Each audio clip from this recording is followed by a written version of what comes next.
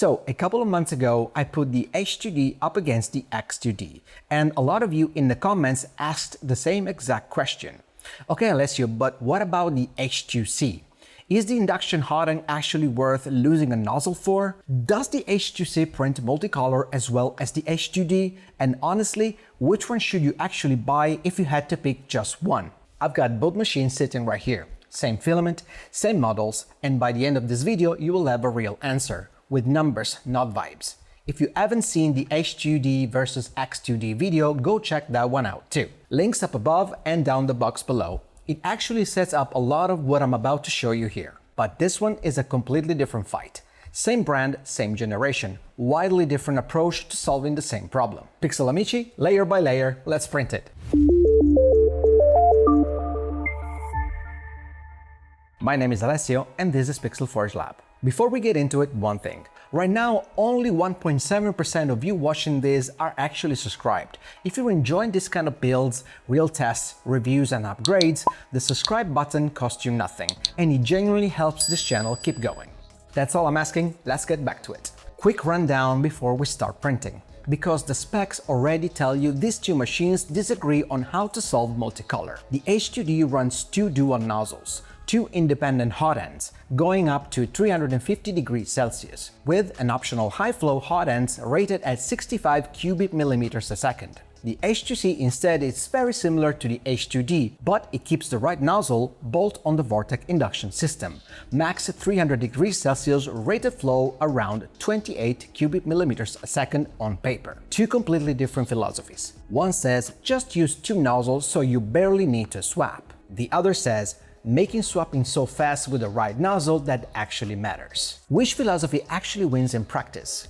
That's what the rest of this video is about. Because on paper, neither one is obviously better. It really comes down to what happens when the tool head is actually moving. First test, and this is the one I always come back to, my little anger character from Inside Out.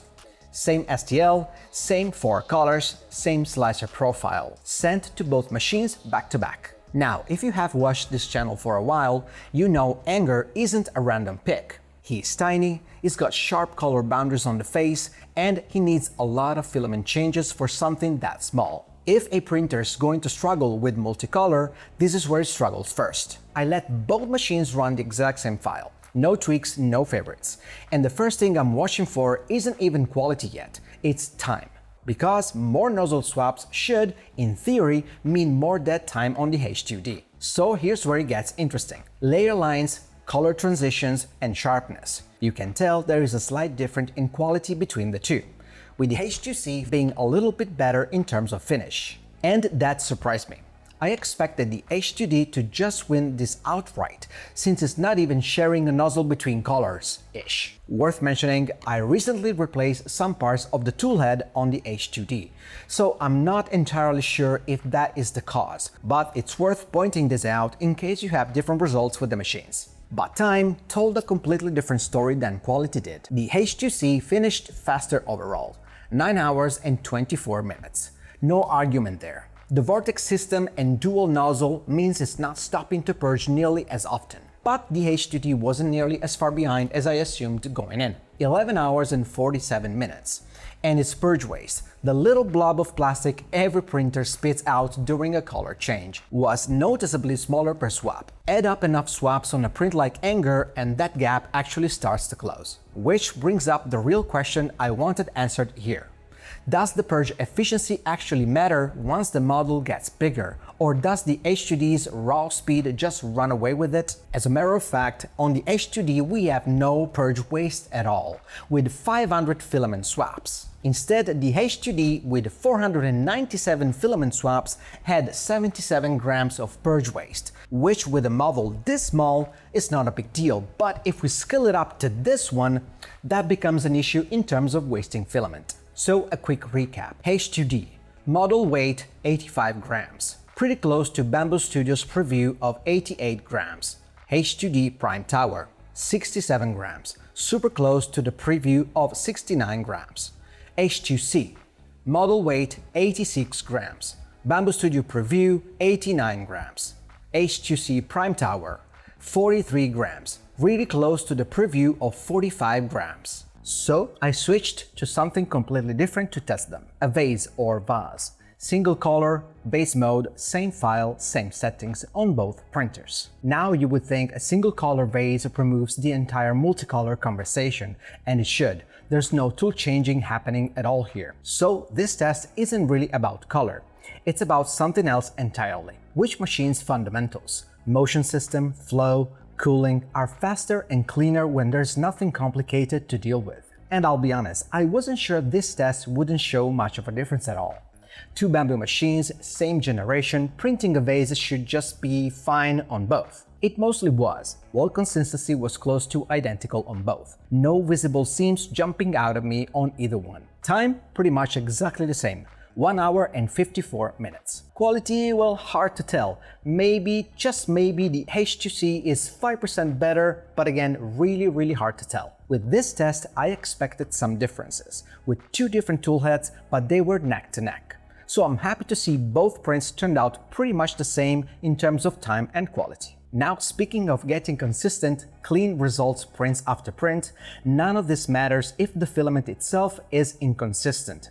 And that's actually the bigger point of failure of most failed prints I get messages about. Which is why I want to give a big shout out to Polymaker's PLA PRO, a filament I use constantly. I ran both machines on the same PLA PRO for those tests specifically because I needed the filament itself to be a non-variable. And Polymaker's PLA PRO makes that easy. It prints in the same 210-230 degrees Celsius PLA-friendly window. But the mechanical numbers are honestly closer to something like PETG, impressive impact resistance for PLA, which matters a lot once you start printing functional parts instead of just display models. If you want the toughness without fighting warping or needing an enclosure, it's linked down below. Go grab a spool and see for yourself. Okay, color and speed are one thing, but the test I was honestly most nervous about was next. Precision. Because a printer can look fast and clean on camera and still be sloppy where it actually counts. Tolerances. So I printed the Bambu Cube version 2 on both machines. Same file, same filament, same settings, no favoritism. This thing has interlocking parts with tight clearances built in specifically to expose a printer that's slightly off in its calibration or its motion system. This is the test where I genuinely didn't know what to expect, because dual independent nozzles and an induction heated single nozzle move completely differently under the hood. And any inconsistency shows up immediately here. I broke out the calipers and started measuring wall thicknesses and clearance on the moving parts on both cubes. And the numbers were close. Closer than I expected, honestly. Both machines held tolerances that let the cubes part move and interlock the way they're supposed to, with only fractions of a millimeter separating them. But close isn't identical. And if I'm being precise about it, one of the two machines had marginally tighter, more repeatable clearances across the moving joints. It wasn't a knockout difference you would notice picking the part up blind. But if precision parts, gears, enclosures, anything with fitment is your actual use case rather than character figures, that fraction of a millimeter is exactly that kind of thing that decides whether a part snaps together or needs sanding. Which brings me to the thing I actually wanted to see with my own eyes this whole video. What physically happens during a nozzle change on each machine. The H2D isn't swapping a nozzle mid-print at all in dual mode. It is swapping which of its two already hot nozzles is doing the work. That's the entire trick. Two hot ends parked and ready. But the H2C has to do something genuinely harder. Heat, or in this case, induction heat. A single nozzle fast enough that swapping colors doesn't tank your print time. And watching it happen in person, the induction heating is stupid fast. Faster than I expected the first time I watched it happen. But here's the real question. Does that speed actually hold up over a full multicolor print? There is still a mechanical swap happening. Still moving parts doing real work every single color change. And the only way to know if that adds up into anything that matters is to actually put a timer on it against the H2D's two static hot ends. So, which approach actually wins? Neither universally. The H2D's advantage is straightforward. Two identical nozzles, both lathe and mounted at once.